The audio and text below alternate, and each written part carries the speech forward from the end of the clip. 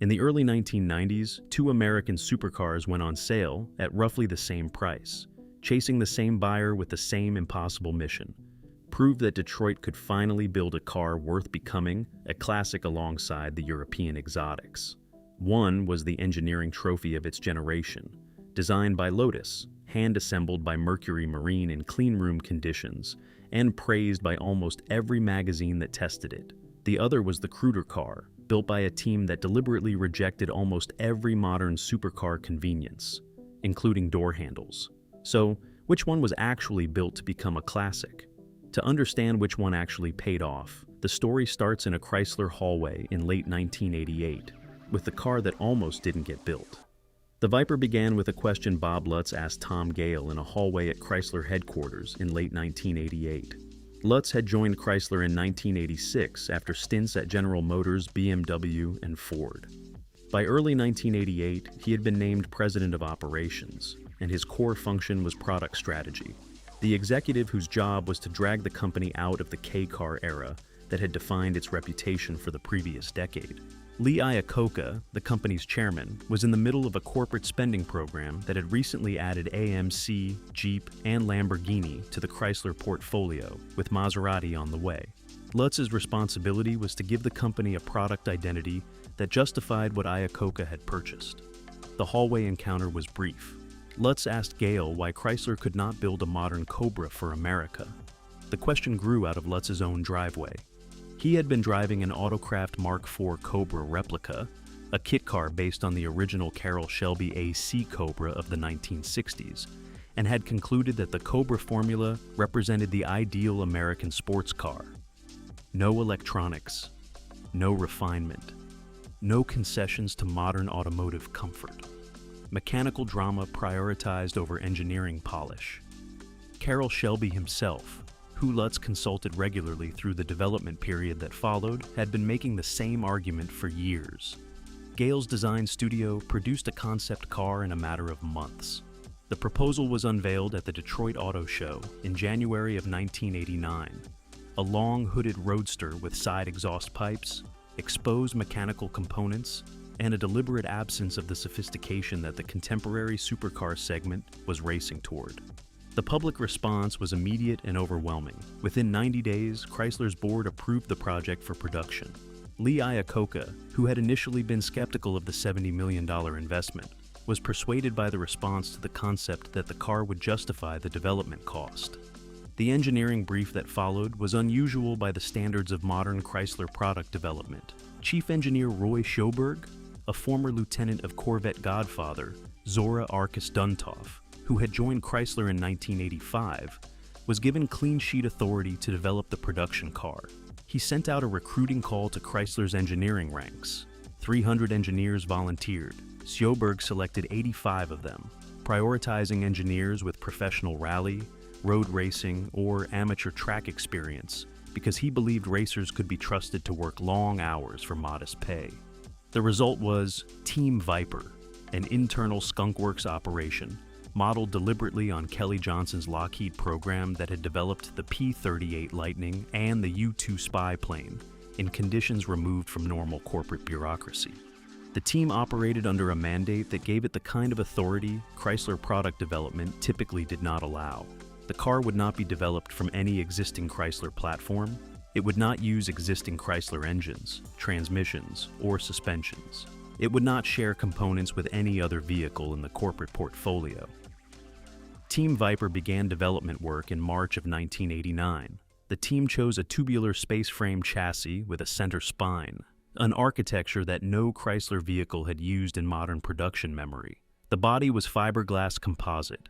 The suspension was fully independent at all four corners, with double wishbones front and rear. The transmission was a Borg-Warner 6-speed manual, with no automatic option available and no plans to develop one. The engine decision was the development choice that defined the entire car. Team Viper had initially specified a small block V8 for the concept, but by early 1989, the team had concluded that an 8-cylinder engine would not differentiate the car sufficiently from the Chevrolet Corvette it was being positioned against.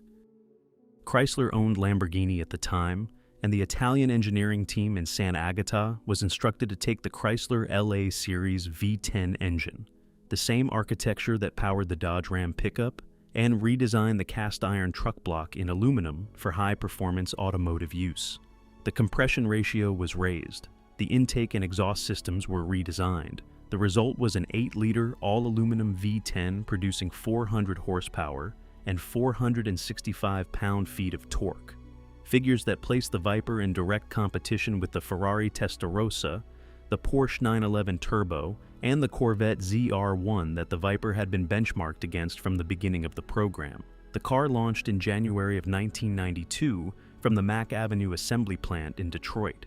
Production was deliberately limited. Only 285 examples were delivered in the 1992 model year, all in red with gray interiors, a constraint Chrysler used to manage demand against the development team's capacity to hand-assemble the cars. The Viper's engineering case rested on a single proposition. Every modern convenience the contemporary supercar segment had decided was essential. The Viper would refuse. It had no anti-lock braking system in a year when ABS was becoming standard equipment on luxury sedans across the American market. It had no traction control, despite producing 400 horsepower routed exclusively to the rear wheels through a manual transmission. It had no exterior door handles. The doors were opened by reaching into the cabin from outside the vehicle, unzipping the vinyl side window and pulling the interior release. It had no key locks on the exterior, no air conditioning in the first year of production, and no proper soft top. The factory hardtop that became available in 1995 was a late program addition, and most first-generation Vipers were delivered without one. The interior was vulnerable to weather. These were not engineering oversights. They were engineering decisions, made deliberately by Team Viper in pursuit of a specific product philosophy. The Cobra that Lutz had been driving had none of those conveniences, and the Viper would not have them either. The car was built for the driver who wanted the absence of anti-lock brakes and traction control, and Team Viper had concluded that the driver who valued those modern conveniences was looking at the wrong car anyway.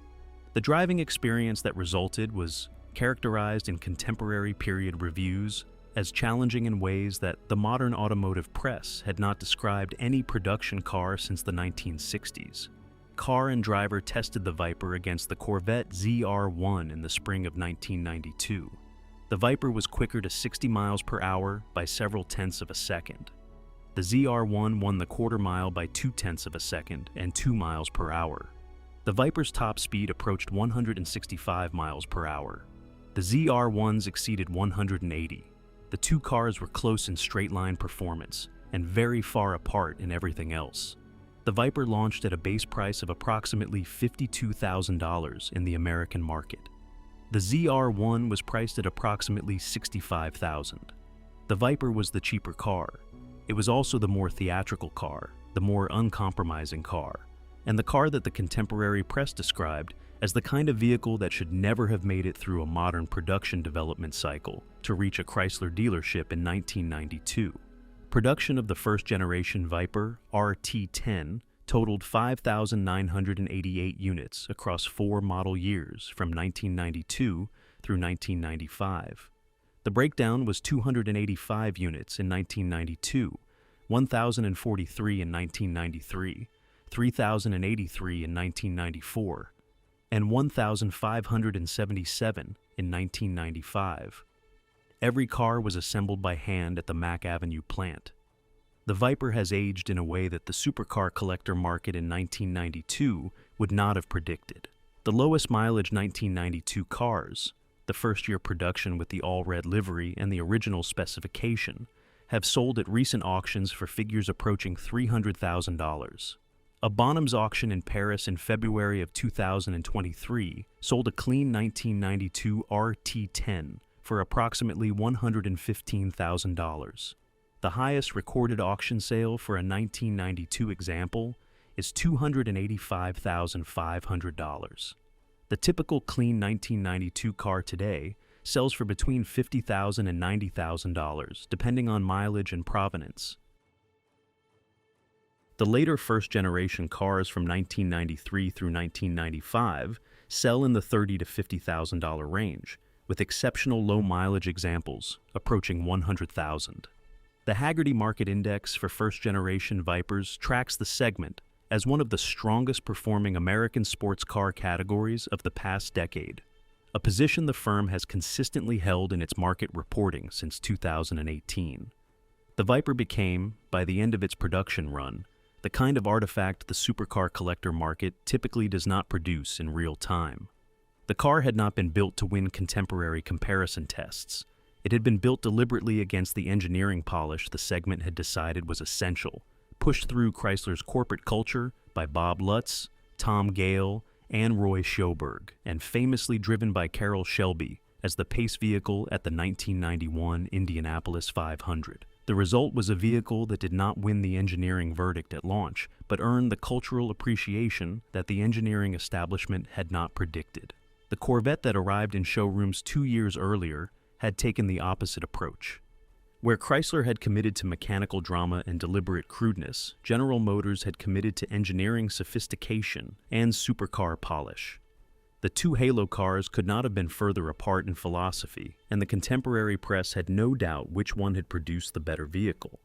To understand the ZR-1 that General Motors built to take on Ferrari, and the reason the most sophisticated American supercar of its era has not aged into the classic the engineering should have produced, we have to go back to 1985, when Lloyd Royce started worrying about the Japanese. Lloyd Royce had a specific concern in 1985.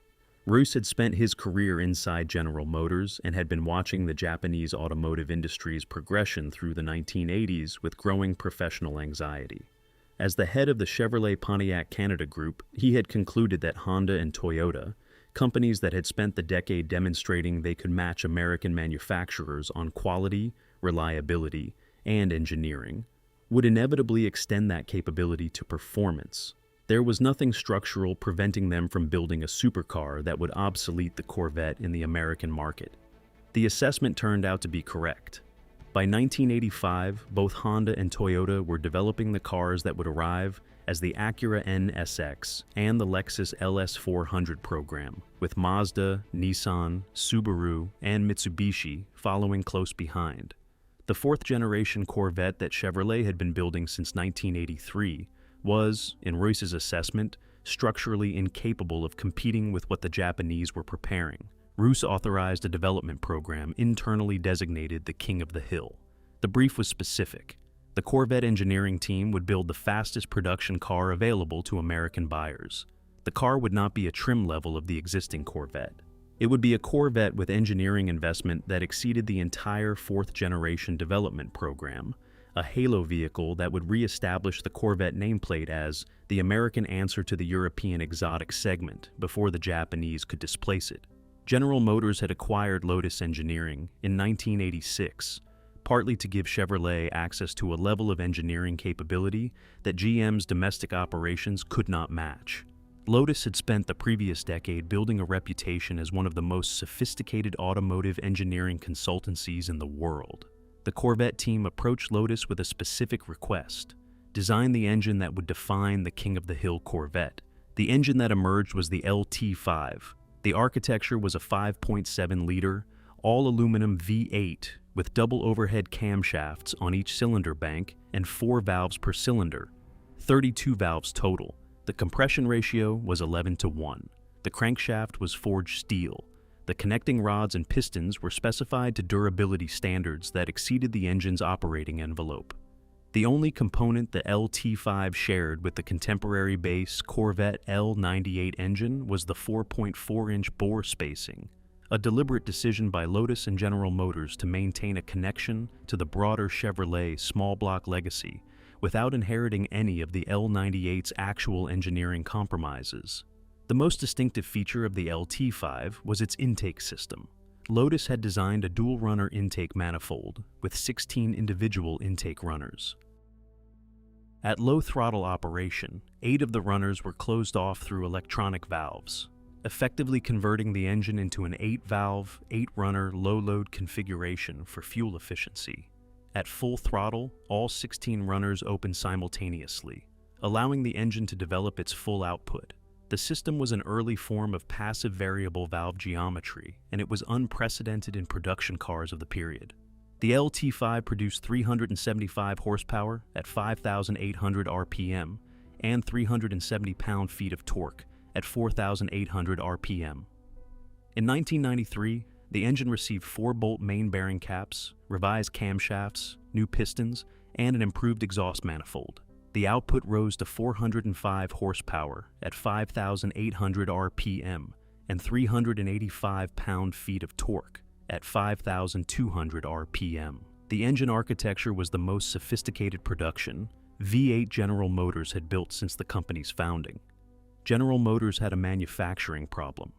The LT5 required machining tolerances, hand assembly precision, and quality control discipline that none of GM's domestic engine plants were set up to deliver at the production volumes the ZR-1 program required. The solution was unprecedented in modern American automotive history. General Motors contracted Mercury Marine, the recreational boat engine manufacturer based in Stillwater, Oklahoma, to produce the LT5. Mercury Marine's Mercruiser division had spent decades building all-aluminum outboard motors for the marine industry in production conditions that already met the precision machining and cleanroom assembly standards the LT5 specifications demanded. General Motors had outsourced the production of its flagship performance engine to a recreational boat company. The Mercury Marine assembly process was specified to standards that exceeded what GM's own engine plants could routinely produce. The LT5 components were hand-assembled in clean room conditions. Each engine was dyno tested before installation in the car. The quality control was sufficient to earn the LT5 General Motors' GP3 Level 1 certification, the highest internal quality grade the company applied to any engine in its production portfolio. The car that emerged was a Corvette that buyers in 1990 could walk into a Chevrolet dealer and order. The base price for the ZR-1 option was approximately $27,000 on top of the standard Corvette price, bringing the total to approximately $59,000 at launch, with options pushing typical examples past $63,000. The car was the most expensive Corvette General Motors had ever sold. It was also the most expensive single-option package in modern Detroit history. The body of the ZR-1 was the same C4 Corvette body that buyers were already familiar with a few subtle differences. The rear bodywork was widened to accommodate the larger rear tires the LT5 required. The rear bumper carried a small badge identifying the ZR-1 specification. The composite hood was identical to the base Corvette. The interior was essentially the same as the base car. The casual observer in a parking lot could not distinguish a ZR-1 from a standard Corvette without reading the badge. The performance figures were exceptional. The car accelerated from 0 to 60 in 4.5 seconds. The top speed exceeded 180 miles per hour. The ZR-1 was, by every measure of straight line and on-track performance, the fastest production car available to American buyers in 1990. The car held production speed records that were not surpassed until the late 1990s, but the buyer who walked into a Chevrolet dealer in 1990 could spend $63,000 on a ZR-1, or spend $30,000 on a base Corvette that looked nearly identical to the casual observer. The ZR-1 was twice the price for engineering that the typical buyer could not visibly distinguish from the base car. The engineering achievement was internal. The visual presence was not. Production of the C4 ZR-1 totaled 6,939 units across the 6 model years from 1990 through 1995. The breakdown weighted heavily to the first model year, 3,049 units in 1990 alone, before sales softened in the middle production years, and the final 3 years each produced an identical 448 units, constrained by Mercury Marine's announcement in November of 1993 that LT5 production would end and the finite supply of engines GM had stockpiled to complete the program. The ZR-1 has aged in a way that the supercar collector market in 1990 would not have predicted. The cars are inexpensive by collector car standards. Driver quality examples: clean cars with documented service history, in the typical mileage range that supercar collectors consider acceptable. routinely sell for between $30,000 and $40,000 on the open market. The first-year 1990 cars and the final-year 1995 cars command modest premiums over the middle production years. The Ruby Red 40th Anniversary Edition. Cars of 1993 command meaningful premiums into the high five figures, and sometimes into six figures for the lowest mileage examples. But the broader ZR1 market has shown almost no appreciation over the past 15 years. Hagerty's own market analysis from January of 2023 notes that the median condition to example today sells at approximately the same nominal dollar level it sold at in 2009. Adjusted for inflation, the market has declined. The most sophisticated American production V8 engine ever built powers a car the collector market has refused to embrace. The highest auction price recorded for a C4 ZR-1 is $297,500, paid for a 1990 Ruby Red example in February of 2026. The typical clean ZR-1 today sells for less than a typical clean 1992 Viper, and the gap between the two markets has been widening for the past decade. The reasons for the disparity are structural, and the Corvette community has been working through them for 30 years. The ZR-1 looks like a regular Corvette.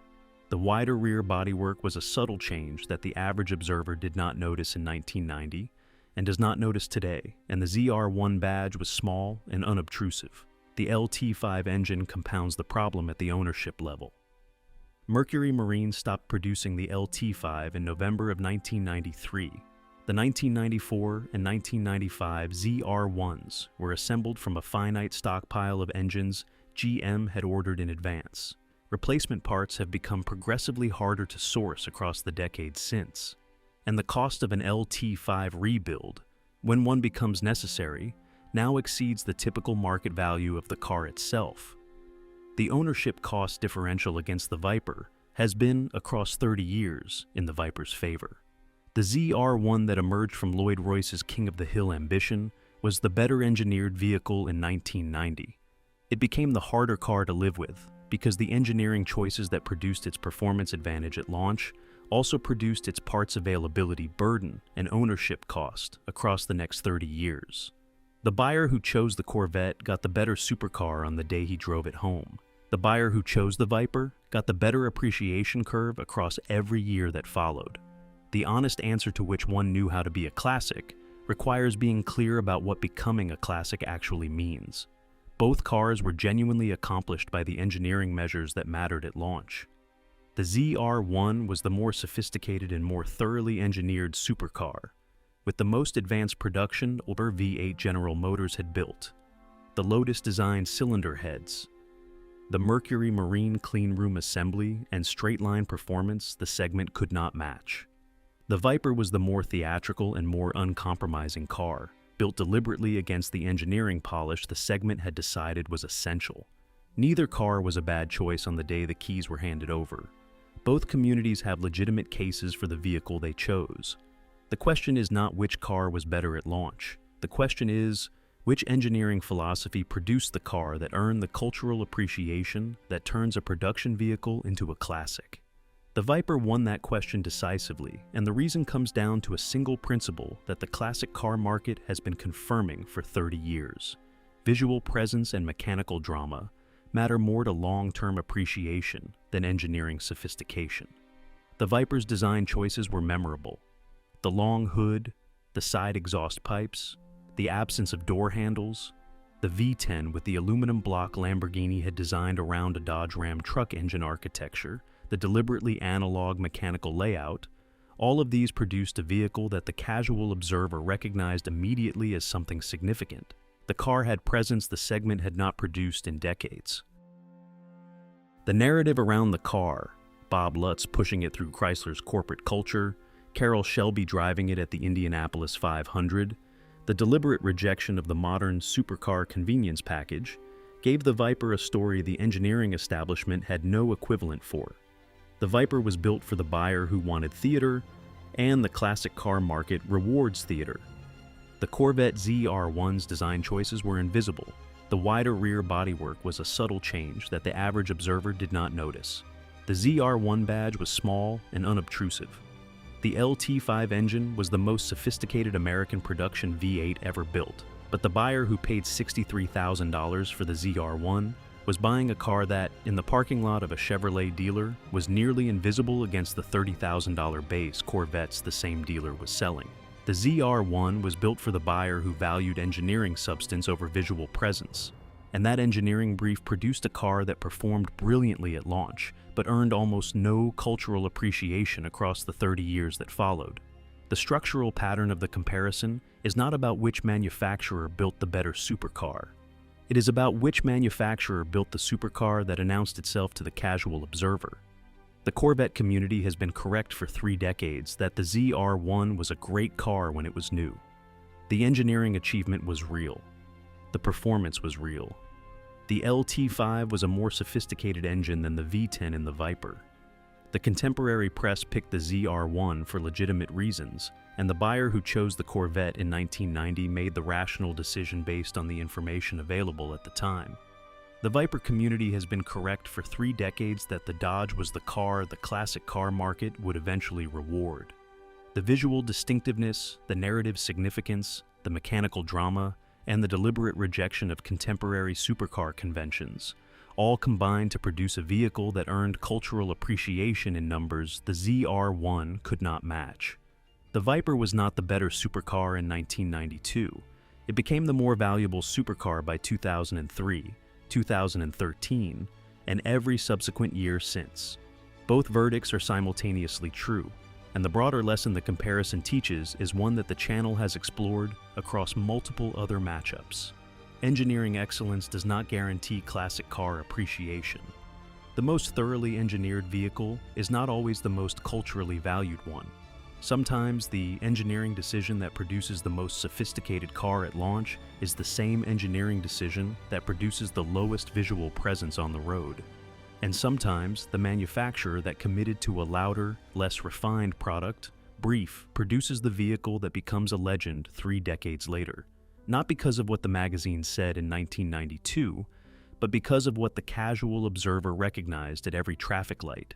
2 American supercars from the same showroom era, built around 2 completely different answers to the question of what a halo car was supposed to be, produced 2 completely different appreciation curves across the 30 years that followed. Either car, properly maintained, will provide another decade of service for the buyer who finds a clean example today. The Viper RT10 sells for between $50,000 and $90,000 in clean condition, with first-year cars approaching $300,000 at recent auctions. The Corvette ZR-1 sells for between $30,000 and $40,000 in clean condition, with exceptional examples approaching $100,000. The market values are consistently in the Viper's favor, and the differential has widened across the past decade as the classic car market has settled on its verdict. Chrysler built the engineering rejection. General Motors built the engineering achievement. The market eventually rewarded the engineering that announced itself visually, not the engineering that won the comparison tests. The Corvette community has been right that the ZR-1 was the more sophisticated car at launch. The Viper community has been right that the engineering case that mattered was the one that earned cultural appreciation across the 30 years that followed. Now, click on this next video to see what happens when an entirely different engineering philosophy, patient, methodical, durability first, is applied to a flagship luxury sedan that the modern automotive industry cannot replicate today. It is right there on your screen.